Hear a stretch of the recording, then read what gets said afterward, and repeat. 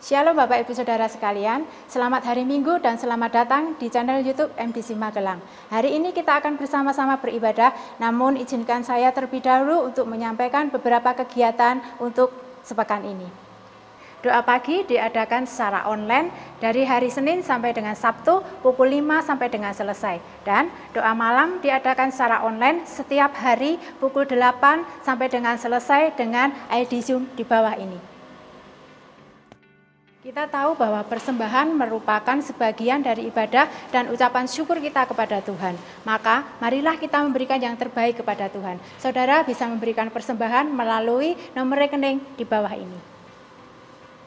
Demikian pengumuman yang dapat saya sampaikan. Tiba saatnya kita akan beribadah dan memuji Tuhan. Selamat beribadah, Tuhan Yesus memberkati. Haleluya, haleluya, selamat pagi Bapak Ibu yang dikasihi oleh Tuhan. Marilah kita pada pagi hari ini bersama-sama memberikan pujian yang terbaik buat Tuhan Yesus. Haleluya.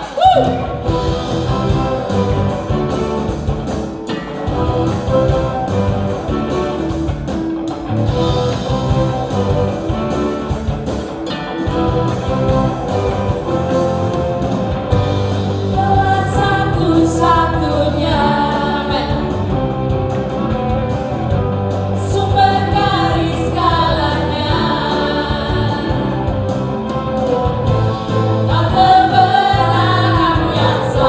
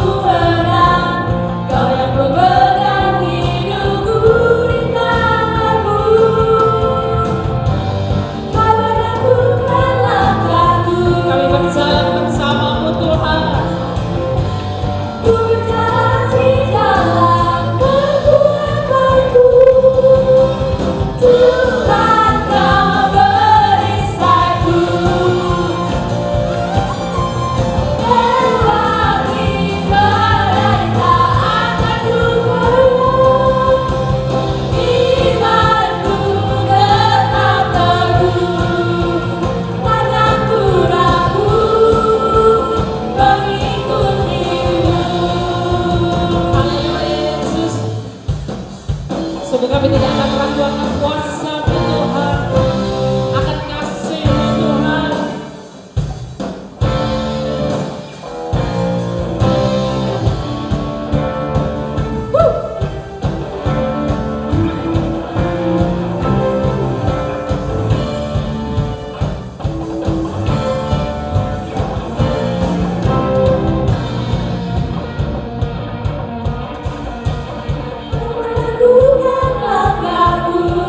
Kami berjalan bersama-Mu Tuhan. Ku berjalan di dalam kekuatan-Mu,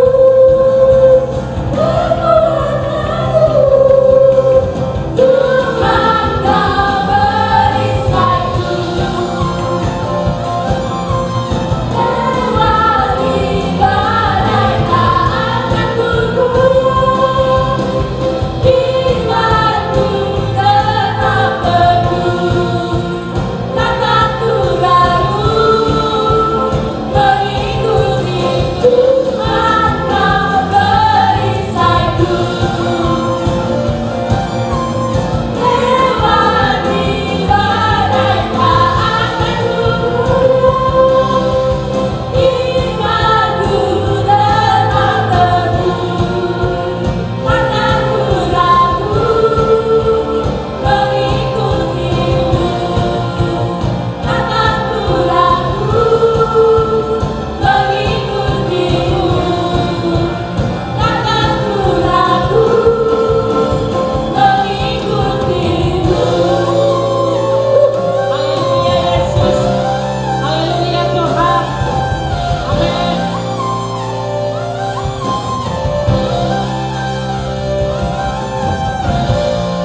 Haleluya, haleluya Yesus. Sungguh Kau luar biasa baik Tuhan dalam hidup kami Tuhan. Amin. Kita akan terus bersama-sama memuji Tuhan. Kita akan terus bersorak-sorak bagi Tuhan Yesus.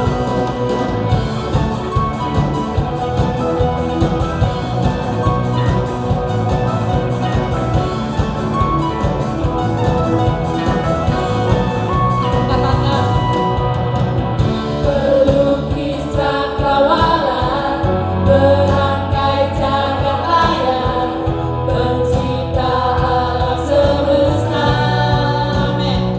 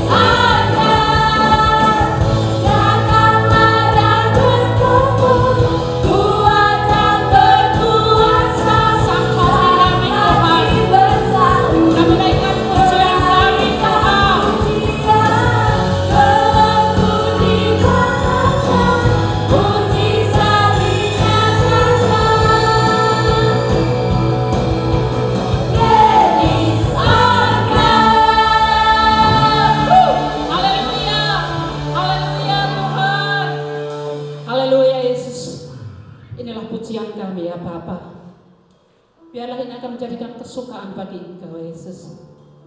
Engkau adalah satu-satunya di dalam hidup kami ya Bapa. Glory Yesus.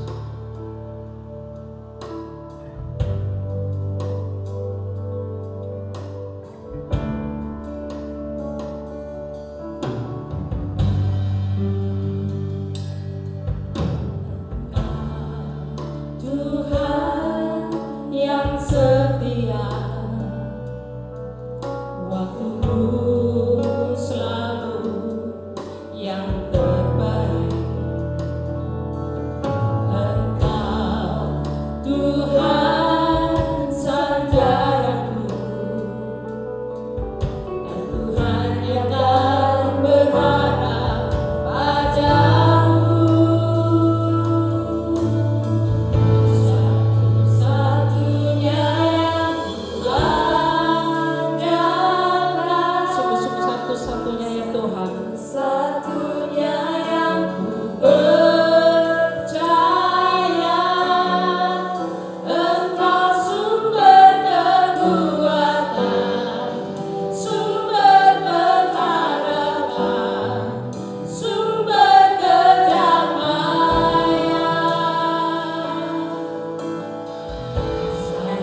Satu-satunya yang kuandalkan, satu-satunya yang percaya. Engkau Tuhan memberkati, Tuhan menyembuhku, Tuhan memulihku. Dengan sungguh-sungguh kita akan mengatakan kepada Tuhan Yesus, Engkau adalah satu-satunya Tuhan di dalam hidup kami.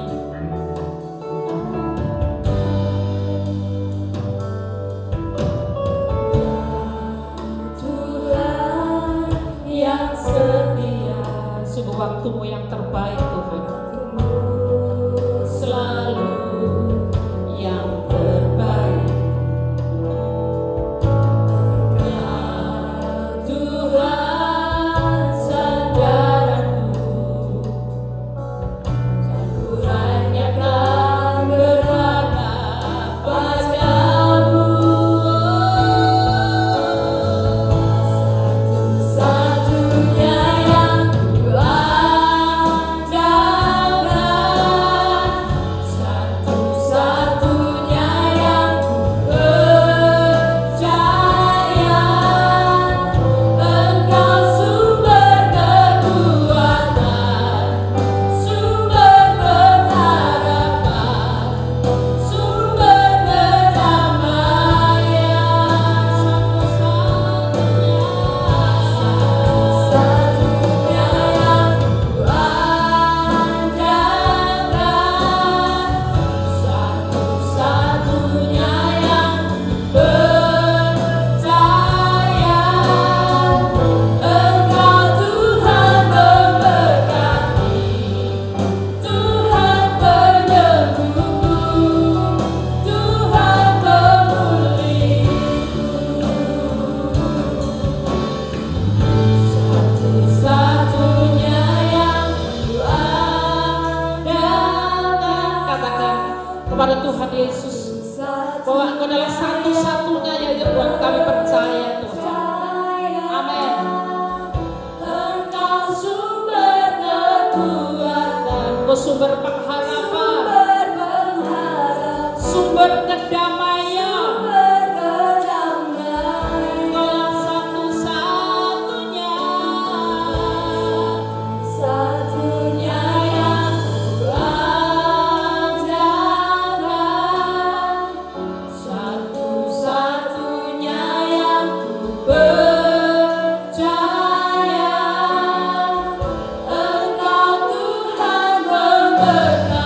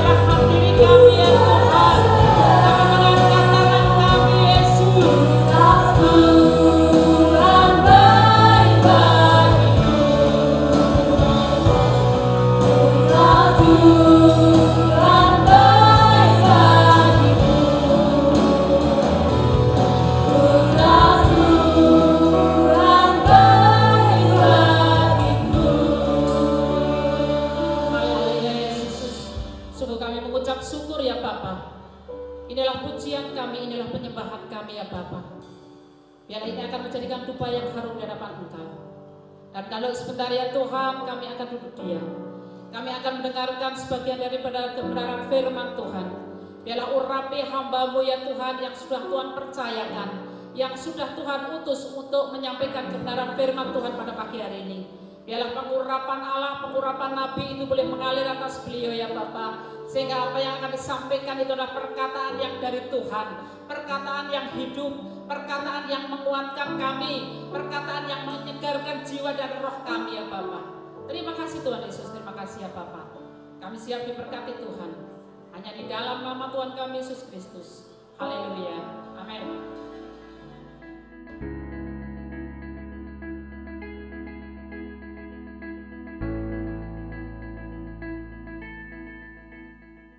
Sebagaimana semua orang memerlukan oksigen agar tetap dapat hidup, demikianlah kita memerlukan relasi dengan Tuhan agar tetap dapat mengalami kehidupan yang bugar. Sekekar apapun tubuh seseorang, namun apabila yang bersangkutan tidak memperoleh oksigen yang cukup, dapatlah dipastikan bahwa kekuatannya akan merosot dan ia tak akan mampu bertahan hidup terlalu lama. Sesungguhnya hal yang samalah dengan kebutuhan kita akan relasi dengan Tuhan. Relasi yang memungkinkan kita untuk hidup dalam keadaan yang bugar. Kebugaran yang saya maksudkan di sini bukanlah sekadar kebugaran secara jasmaniah belaka, namun kebugaran dalam seluruh aspek kehidupan kita. Kebugaran yang juga acap kali diistilahkan orang sebagai kebahagiaan. Tanpa relasi yang akrab dengan Tuhan, maka sekaya apapun, setinggi manapun jabatannya, dan sepopuler bagaimanapun nama yang bersangkutan, tetap saja ia tidak akan mengalami kebahagiaan. Hal itulah yang dialami oleh Elvis Presley, artis legendaris yang sangat terkenal itu. Alkisah, 6 minggu sebelum Elvis meninggal dunia, seorang wartawan berkata kepada yang bersangkutan, "Elvis, engkau pernah berkata bahwa dirimu memiliki 3 cita-cita, yaitu menjadi sangat terkenal, menjadi sangat kaya, dan menjadi sangat berbahagia.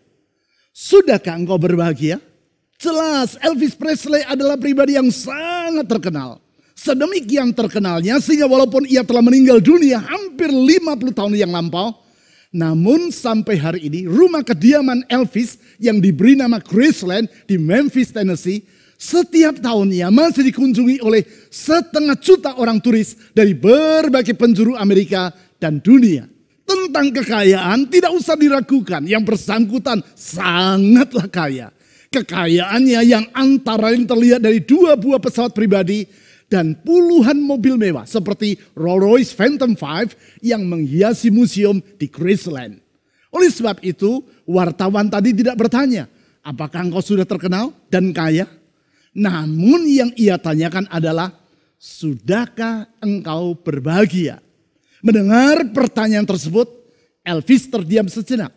Kemudian dengan suara lirih ia berkata, "No, I'm not happy. I feel lonely like in hell." Tidak, saya tidak berbahagia. Saya merasa kesepian seperti berada di dalam neraka. 6 minggu kemudian orang menemukan Elvis meninggal dunia di rumahnya karena overdosis dengan obat bius. Terkenal namun tidak berbahagia. Memang kebahagiaan hanya akan dialami apabila orang memiliki relasi yang akrab dengan Tuhan. Kebenaran ini berulang kali disebutkan dalam Alkitab, termasuk yaitu di dalam Mazmur pasal 1.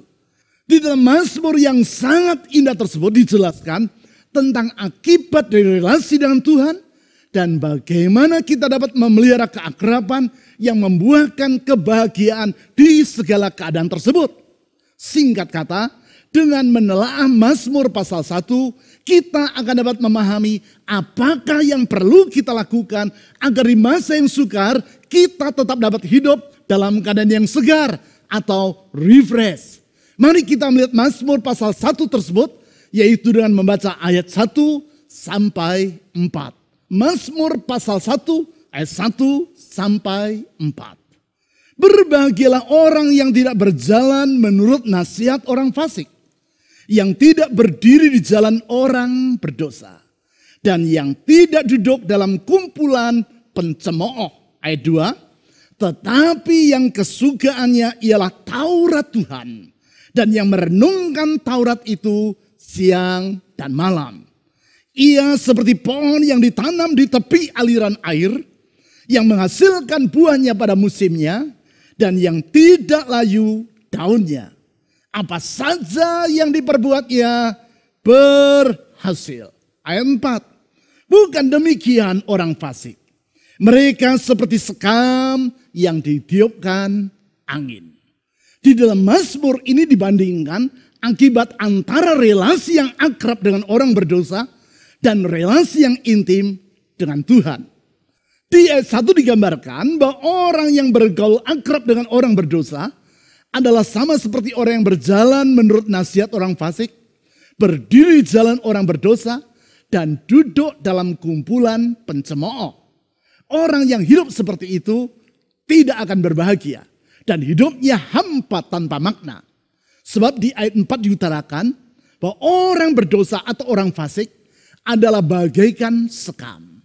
Sekam yang ringan dan yang akan sirna oleh tiupan angin. Sedangkan di ayat 3, orang yang akrab dengan Tuhan digambarkan seperti pohon yang ditanam di tepi aliran air. Yang bersangkutan di ayat 1 disebut sebagai orang yang berbahagia. Itulah kehidupan yang segar dan bugar. Kehidupan yang seharusnya kita dambakan. Dan yang sesungguhnya dapat kita alami di masa sukar seperti pada hari-hari ini. Kehidupan yang segar dan yang dijanjikan oleh Tuhan itulah yang kita pelajari di sepanjang bulan ini. Tentang hal itu 2 minggu yang lewat kita telah mempelajari peranan dari waktu teduh atau waktu hening, silence and solitude terhadap kesegaran hidup kita. Sedangkan minggu yang lalu kita telah melihat pentingnya waktu yang berkualitas bagi kesegaran tersebut. Kedua uraian firman itu dapat saudara akses melalui YouTube channel yang sedang saudara ikuti ini. Saya sangat menganjurkan agar saudara mendengarkan uraian firman Tuhan tersebut. Karena waktu yang berkualitas yang diisi dengan waktu hening merupakan fondasi untuk membangun kehidupan yang segar seperti yang Allah janjikan. Sekarang, berdasarkan Mazmur pasal 1 yang telah kita baca tadi, kita akan melihat peranan dari merenungkan firman Tuhan terhadap relasi yang akrab dengan Tuhan. Sebab seperti yang telah kita baca di ayat-ayat tadi, keakraban dengan orang yang berdosa, yaitu yang dipaparkan di ayat 1, dibandingkan dengan kesukaan akan firman Tuhan dan merenungkannya siang dan malam, yaitu seperti yang ditulis di ayat 2. Untuk lebih jelasnya, mari kita baca kembali ayat 1 dan 2 tersebut. Mazmur pasal 1 ayat 1 dan 2. Berbahagialah orang yang tidak berjalan menurut nasihat orang fasik, yang tidak berdiri di jalan orang berdosa, dan yang tidak duduk dalam kumpulan pencemooh. Tetapi yang kesukaannya ialah Taurat Tuhan atau firman Tuhan. Dan yang merenungkan Taurat atau firman Tuhan itu siang dan malam. Ayat 2 ini menunjukkan bahwasanya keakraban dengan Tuhan tidaklah terlepas dari kesukaan orang terhadap firman Tuhan. Kesukaan yang sedemikian rupa sehingga yang bersangkutan akan merenungkannya siang dan malam. Kata kunci dari semua ini adalah merenungkan firman Tuhan. Tentang hal tersebut ada 3 pelajaran penting yang perlu kita perhatikan. Pelajaran yang pertama, yaitu bahwa merenungkan firman Tuhan tidaklah sama dengan sekadar membaca firman Tuhan. Saya ulang, merenungkan firman Tuhan tidaklah sama dengan sekadar membaca firman Tuhan. Memang kita perlu membaca Alkitab atau yang di dalam Mazmur pasal 1 diistilahkan sebagai Taurat Tuhan. Hanya saja membaca firman Tuhan atau Alkitab tidaklah sama dengan merenungkannya. Itu sebabnya di ayat 2 tadi tidak disebut tentang orang yang membaca Taurat Tuhan. Namun ditulis tentang orang yang kesukaannya ialah Taurat Tuhan. Dan perhatikan, yang merenungkan Taurat itu siang dan malam. Perhatikan, di sini digunakan kata merenungkan dan bukan membaca. Memang terdapat perbedaan antara membaca dan merenungkan, baik dalam hal apa yang dilakukan maupun apa yang dihasilkan. Dalam hal apa yang dilakukan, tentu membaca dan merenungkan merupakan dua kegiatan yang berbeda. Orang yang membaca belum tentu akan merenungkan apa yang ia baca. Demikian juga, orang dapat membaca 10 pasal dalam Alkitab tanpa berhenti. Namun, adalah tidak mungkin untuk merenungkan 10 pasal tersebut secara sekaligus. Dalam pengalaman dan pengamatan saya, orang hanya akan mampu merenungkan sekitar 1 sampai 8 ayat saja. Demikian juga hasil dari membaca dan merenungkan adalah berbeda. Perbedaan tersebut dikemukakan oleh Jerry Bridges, staf dan salah seorang tokoh dari The Navigators, sebuah lembaga pelayanan internasional yang sangat terkenal dan yang memfokuskan diri untuk memuridkan orang Kristen agar mereka mampu membagikan imannya kepada orang lain. Dalam bukunya yang berjudul The Practice of Godliness atau Praktika dari Kesalehan, Jerry Bridges menulis bahwa membaca kitab suci akan memberikan kepada kita keluasan dari isi Alkitab. Memang kita perlu memahami keluasan dari isi Alkitab, supaya dengan demikian kita dapat memahami rencana dan kehendak Allah secara utuh dan terpadu. Tetapi di samping keluasannya, kata Jerry Bridges, kita juga perlu mengenal kedalaman dari firman Tuhan itu. Pengenalan akan kedalaman firman Tuhan yang diperoleh karena kita merenungkannya. Sekali lagi, bukan berarti membaca Alkitab tidaklah penting. Namun apabila kita hanya membacanya, apalagi setiap kali dengan porsi yang sangat besar, yaitu 10 sampai 20 pasal, maka bagi sebagian besar orang, hal itu tidak akan membawa manfaat secara rohaniah. Karena tidak semua orang memiliki photographic memory atau daya ingat yang sangat tinggi seperti yang ada pada diri John Sung, hamba Tuhan dari Tiongkok yang dipakai Tuhan secara sangat luar biasa di berbagai negara Asia, termasuk di Indonesia pada awal abad ke-20. Yang bersangkutan yang dijuluki orang sebagai obor Allah di Asia itu membaca Alkitab secara lengkap sebanyak 40 kali hanya dalam waktu 193 hari saja. Dengan kejeniusannya, ia sanggup mengingat ayat-ayat dalam Alkitab tanpa harus menggunakan alat bantu seperti concordance. Sedangkan kebanyakan orang begitu selesai membaca 10 pasal secara sekaligus, ketika ditanya tentang apa yang telah ia baca, yang bersangkutan tidak mampu untuk menjawabnya. Jangankan mengingat isi ayat-ayat tersebut, memahami apa yang ia baca pun ia tidak sanggup. Sehingga firman Tuhan yang ia baca sama seperti benih yang jatuh di pinggir jalan dalam perumpamaan yang Yesus utarakan di Matius pasal 13 ayat 19. Belum sempat benih itu bertumbuh, burung telah datang dan memakannya sampai habis. Jadi yang perlu kita lakukan adalah di samping membaca firman Tuhan, kita juga perlu merenungkannya. Supaya dengan demikian firman Tuhan tersebut tinggal dalam hidup kita, bertumbuh dan menghasilkan buah pada waktunya. Lebih lanjut, pelajaran yang kedua yaitu bahwa merenungkan firman Tuhan akan menghasilkan keakraban dengan Tuhan. Saya ulang, merenungkan firman Tuhan akan menghasilkan keakraban dengan Tuhan. Sekadar membaca firman-Nya, yaitu Alkitab, tidak dengan sendirinya akan mengakibatkan kita menjadi akrab dengan Tuhan. Merenungkan firman Tuhanlah yang akan membuahkan keakraban tersebut. Hal ini sama seperti perbedaan antara membaca surat kabar dan membaca surat dari orang yang kita kasihi. Tujuan orang dalam membaca surat kabar adalah untuk memperoleh informasi dari apa yang ia baca. Apabila ia merasa sudah memperoleh informasi yang ia butuhkan, maka ia tidak akan terus membaca berita atau artikel tersebut sampai habis. Namun akan beralih dengan membaca berita atau artikel yang lainnya. Oleh karena itu jarang ada orang yang membaca suatu berita secara berulang-ulang. Bahkan tidak sedikit orang yang hanya sekedar membaca headlines atau bagian awal dari berita yang disajikan. Karena hanya dengan membaca bagian awalnya saja, orang sudah mengetahui inti dari berita yang ia baca. Bukan itu saja, juga sangat jarang ada orang yang ingin mengetahui siapa wartawan yang menulis berita yang ia baca.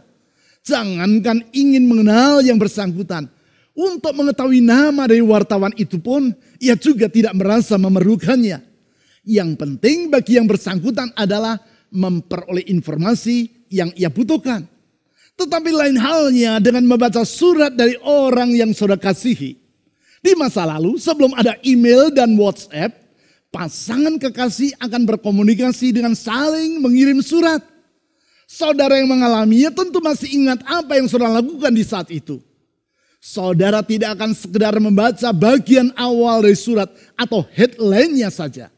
Tetapi saudara akan mencari tempat yang sunyi di mana saudara seorang diri dan dapat membaca surat itu secara perlahan serta berulang-ulang. Saudara akan coba mencerna kata demi kata dalam surat tersebut. Yang terpenting bagi saudara bukan sekadar memperoleh informasi yang disampaikan melalui surat itu. Tetapi terlebih lagi yaitu menjalin relasi dan mengenal pribadi yang menulisnya. Demikianlah halnya dengan merenungkan firman Tuhan. Saudara akan mengawalinya dengan mengambil waktu hening atau silence and solitude. Kemudian saudara akan membaca bagian dari firman Tuhan tersebut kata demi kata dengan perlahan dan secara berulang-ulang. Sambil merenungkan pesan yang terkandung di dalamnya. Tujuan saudara bukan sekadar untuk memperoleh informasi dari apa yang saudara baca. Tetapi untuk menangkap isi hati dan menjalin relasi yang lebih mendalam dengan pribadi yang menyampaikan firman itu, yaitu Tuhan sendiri. Oleh karena itu, janganlah membaca Alkitab seperti saudara sedang membaca surat kabar. Dalam hal merenungkan firman Tuhan, bacalah Alkitab seperti saudara sedang membaca surat dari orang yang Anda kasihi. Dengan demikian, relasi saudara dengan Tuhan akan semakin bertambah akrab. Keakraban ini terlihat dari apa yang diutarakan di ayat 2-3 dalam Mazmur pasal 1 tadi. Di situ diutarakan bahwa orang yang merenungkan Taurat atau firman Tuhan siang dan malam adalah seperti pohon yang ditanam di tepi aliran air.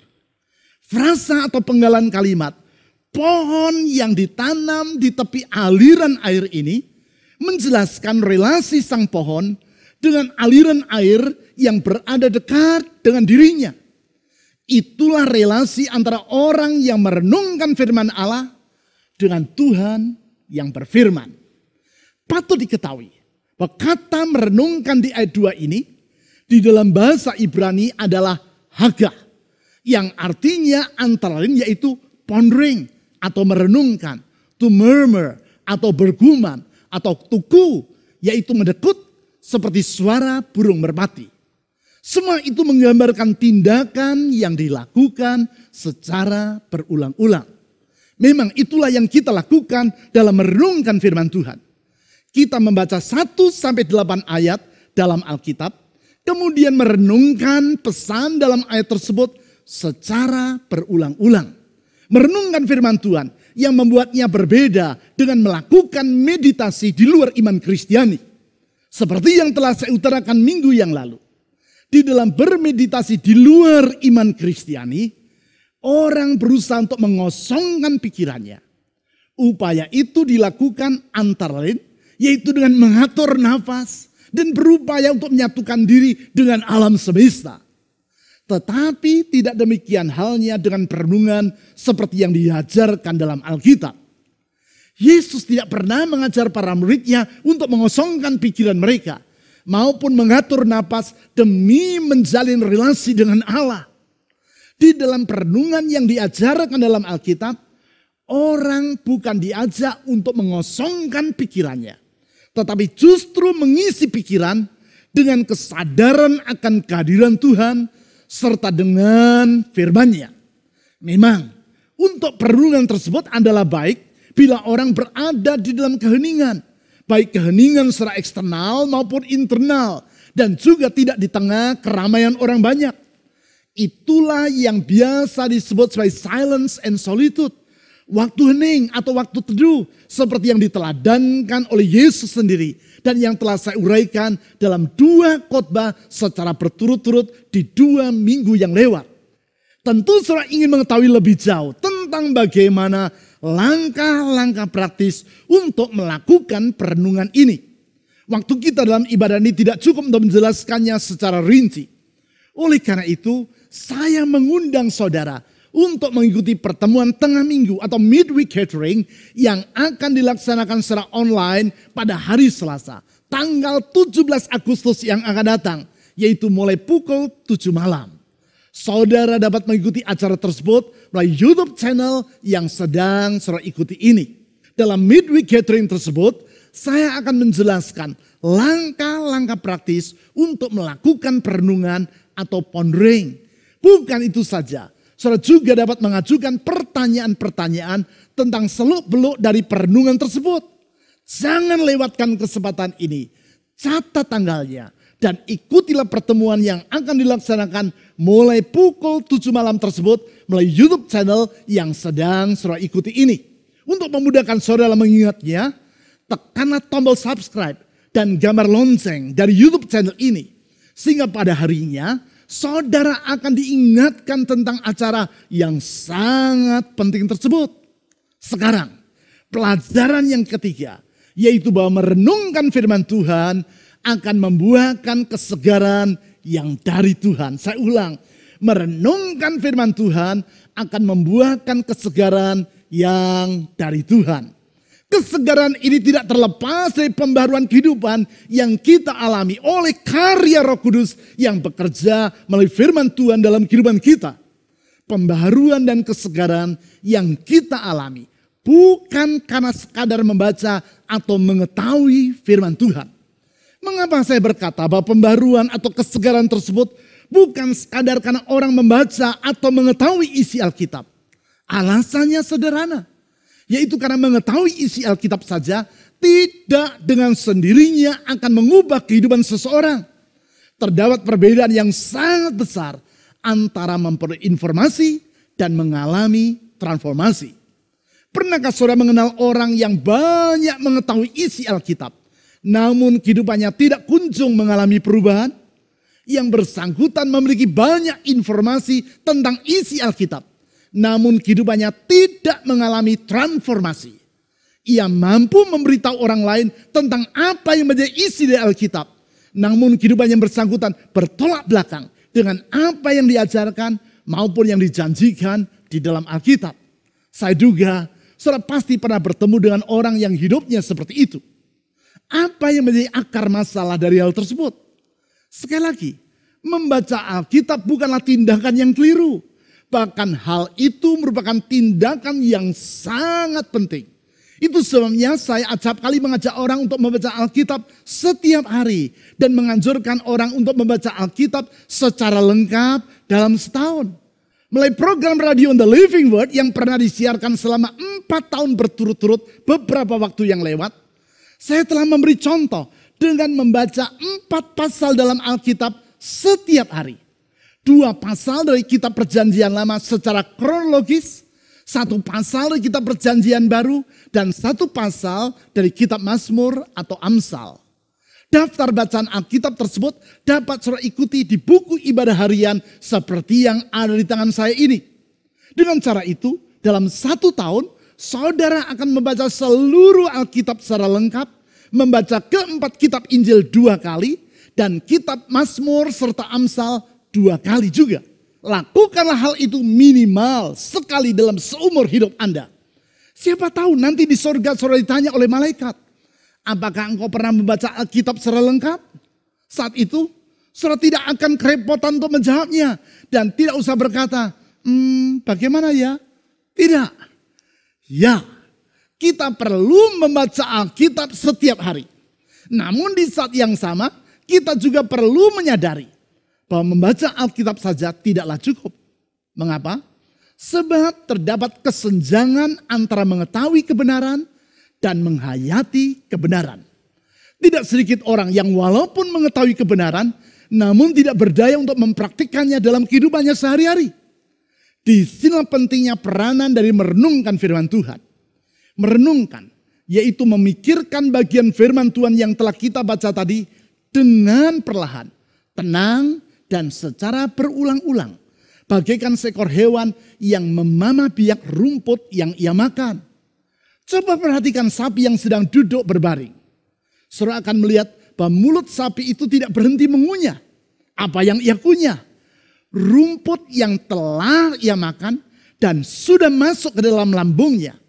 Rumput tersebut dikeluarkan dari dalam lambung dan kemudian ia kunyah kembali untuk yang kedua kalinya sebelum ia masukkan lagi ke dalam lambung yang berikutnya. Itulah proses memamah biak. Melaluinya sapi tersebut secara sangat efisien menyerap nutrisi yang terkandung dalam rumput yang ia makan. Hal itu pula lah yang terjadi saat kita merenungkan firman Tuhan. Sesuai dengan makna kata merenungkan atau hagah dalam bahasa Ibrani yang telah saya jelaskan tadi. Di dalamnya terkandung pemahaman, yaitu memikirkan atau merefleksikan secara berulang-ulang firman Tuhan yang telah dibaca. Akibatnya, firman Tuhan yang kita baca bukan berhenti sampai pada pengetahuan. Namun oleh pertolongan Roh Kudus, kebenaran firman Tuhan tersebut akan membaharui pola pikir kita, menyegarkan perasaan kita, dan membimbing kita untuk melakukannya. Sehingga dengan demikian, kita mengalami pembaruan kehidupan dan kesegaran yang dari Allah. Kesegaran seperti yang disebut dalam Mazmur pasal 1 ayat 3, yaitu bahwa orang yang merenungkan firman Tuhan siang dan malam adalah bagaikan pohon yang ditanam di tepi aliran air, yang menghasilkan buahnya pada musimnya, dan yang tidak layu daunnya. Semua itu merupakan gambaran dari kehidupan yang segar. Bukan itu saja, lebih jauh dikatakan bahwa apa saja yang diperbuatnya berhasil. Itulah kehidupan yang produktif dan diberkati oleh Allah. Bukankah kehidupan yang segar seperti itu yang kita harapkan di segala keadaan? Sekarang, kalau saudara menyadari pentingnya untuk merenungkan firman Tuhan dalam membawa kesegaran bagi hidupmu, tulislah pada kolom komen di YouTube channel yang sedang saudara ikuti ini kalimat, dengan merenungkan firman Tuhan, hidupku akan disegarkan. Atau kalimat lain yang mengungkapkan komitmen saudara untuk memberikan waktu guna merenungkan firman Tuhan di setiap hari. Semua yang telah kita pelajari ini bukan dimaksudkan untuk sekadar menambah pengetahuan saudara. Walaupun pengetahuan adalah penting. Namun seperti yang diajarkan oleh Alkitab, kita harus menjadi pelaku dari firman Tuhan. Artinya apa yang telah kita pelajari perlu dipraktekkan. Praktik yang memerlukan latihan dan dukungan dari sesama saudara seiman. Hal itulah yang akan dilakukan dalam pertemuan kelompok-kelompok kecil atau kelompok sel yang di dalam gereja kita diberi nama kelompok kesan. Karena itu, bila saudara belum terlibat dalam kelompok kesan atau kelompok sel, hubungilah nomor telepon yang terpampang pada layar saudara melalui WhatsApp. Dan staf gereja akan menghubungkan saudara dengan kelompok kesan yang sesuai bagi dirimu. Melalui kelompok kesan tersebut, saudara akan saling mengingatkan dan saling menolong dalam membangun waktu yang berkualitas. Baik dengan melakukan silence and solitude atau waktu hening, dan juga dengan merenungkan firman Tuhan. Perenungan yang dapat saudara lakukan melalui 4 langkah. 4 langkah yang saudara awali dengan melakukan silence and solitude terlebih dulu. Sudah itu, lakukanlah 4 langkah ini secara berturut-turut. Langkah yang pertama, yaitu membaca atau yang dalam bahasa Latin biasa disebut sebagai Lectio. Di sini saudara membaca 1 sampai sekitar 8 ayat dalam Alkitab secara perlahan. Baik dibaca dalam hati maupun dengan suara yang bergumam. Berhentilah di setiap kalimat atau frasa, yaitu penggalan kalimat, dan perhatikan kata atau frasa apa yang menarik perhatian Anda. Langkah yang kedua, yaitu merenungkan, atau yang dalam bahasa Latin disebut sebagai meditatio. Sekali lagi saya tandaskan, bahwa dalam meditatio ini, Saudara bukan mengosongkan pikiran seperti yang dilakukan dalam meditasi di luar iman Kristiani. Namun saudara membaca kembali ayat-ayat tadi secara perlahan sambil merenungkan apakah pesan yang disampaikan Tuhan melalui ayat ini bagi hidup saudara. Langkah yang ketiga yaitu menanggapi atau yang dalam bahasa Latin disebut sebagai oratio. Di langkah ini bacalah ayat-ayat tersebut sekali lagi sambil memperhatikan apa yang menjadi tanggapan hati saudara terhadap kebenaran yang telah saudara renungkan. Tanggapan yang kemudian saudara utarakan kepada Tuhan melalui doa. Langkah keempat yaitu beristirahat dalam Tuhan. Atau yang dalam bahasa Latin disebut sebagai contemplatio. Di tahap ini saudara kembali melakukan waktu hening dan mengambil sikap yaitu berserah secara sepenuh kepada Tuhan. Sama seperti yang dilakukan oleh seorang anak yang disapi dan yang berbaring dekat ibunya. Yaitu sebagaimana yang ditulis di dalam Mazmur pasal 131 ayat 2. Keempat langkah ini akan kita pelajari secara lebih mendalam dan disertai dengan contoh-contoh praktis dalam pertemuan tengah minggu atau midweek gathering yang akan dilaksanakan pada hari Selasa tanggal 17 Agustus yang akan datang. Yaitu yang akan dilaksanakan mulai pukul 7 malam. Dan yang dapat saudara ikuti melalui YouTube channel ini. Sekali lagi, jangan lewatkan pertemuan tersebut. Mari kita membangun waktu yang berkualitas bersama Tuhan. Waktu yang kita isi antara lain dengan waktu hening atau waktu teduh dan perenungan firman Tuhan. Melaluinya kita memelihara dan menumbuhkan relasi dengan Kristus. Relasi yang dipulihkan melalui pengorbanannya di kayu salib. Pengorbanan yang menghapus masa lalu kita yang kelam. Dan membuka lembaran yang baru serta indah bagi kehidupan kita. Lembaran baru yang harus kita isi dengan relasi yang semakin akrab dengan Yesus. Relasi yang menyegarkan, menghidupkan, dan mengakibatkan berkat Allah semakin melimpah dalam kehidupan kita. Mari kita berdoa. Tuhan Yesus, kami bersyukur oleh karena anugerah-Mu. Dalam kasih Engkau telah rela mengorbankan dirimu sampai mati di kayu salib. Melalui pengorbanan-Mu itu Engkau menghapuskan masa lalu kami yang kelam. Memperdamaikan kami kembali dengan Allah. Sehingga kami yang adalah setru Allah yang seharusnya dimurkai ini. Mengalami pengampunan. Dan memperoleh kehidupan yang baru. Dan hari esok yang baru. Sungguh besar anugerah-Mu. Allah yang rela datang ke dunia menjadi sama dengan manusia. Karena anugerah yang sangat besar. Dan kasih yang tak terbatas bagi kami manusia yang hina. Tuhan Yesus, kami sungguh bersyukur. Karena dalam relasi yang dibaharui itu. Kami dapat menyongsong masa depan yang baru. Oleh karena itu ajar kami untuk memelihara, mengembangkan dan menumbuhkan relasi yang erat dengan dirimu. Karena kami tahu hanya di dalam relasi yang erat dengan dirimu itulah kami akan benar-benar hidup sebagaimana seharusnya yang Engkau rencanakan dan maksudkan bagi hidup kami. Roh Kudus tolong kami untuk semakin bertumbuh dalam keakraban dengan Tuhan. Oleh karena itu saat ini saya berdoa Tuhan Yesus. Untuk mereka yang jauh dari Engkau. Ulurkan tangan kasih-Mu. Menjamah hati mereka. Dan membawa mereka kembali kepadamu dalam kehausan akan Engkau. Pulihkan hidup mereka. Pulihkan masa depan mereka. Saya juga berdoa Tuhan Yesus. Untuk mereka yang dalam keadaan kebimbangan, dalam keadaan keraguan, dalam keadaan hidup yang galau. Ulurkan tangan-Mu yang meneduhkan dan menyegarkan itu. Karena sesungguhnya kasih-Mu tidak pernah berhenti. Kasih-Mu tetap untuk selama-lamanya. Di dalam Engkau ada pemulihan. Di dalam Engkau ada masa depan. Di dalam Engkau ada pertolongan. Tuhan, ulurkan tangan-Mu yang membuka jalan di saat tiada jalan. Ulurkan tangan-Mu yang menyembuhkan. Ulurkan tangan-Mu yang penuh dengan kuasa dan mujizat itu. Kepadamu kami menyerahkan seluruh beban dalam hidup ini. Karena kami percaya dalam Tuhan Yesus ada pengharapan. Di dalam Tuhan Yesus ada pertolongan.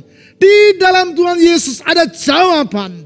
Jawaban yang selalu datang tepat pada waktunya. Tidak pernah terlambat. Tidak pernah terlambat. Karena engkau tidak pernah lalai dalam mengulurkan tangan pertolonganmu. Tuhan Yesus, tolong semua kami untuk mengisi hari-hari depan kami. Semakin akrab dengan Tuhan, semakin menyenangkan hati Tuhan, semakin memuliakan nama Tuhan. Di dalam nama di atas segala nama, nama Yesus Kristus Tuhan dan Juru Selamat yang hidup, kami telah berdoa. Amin.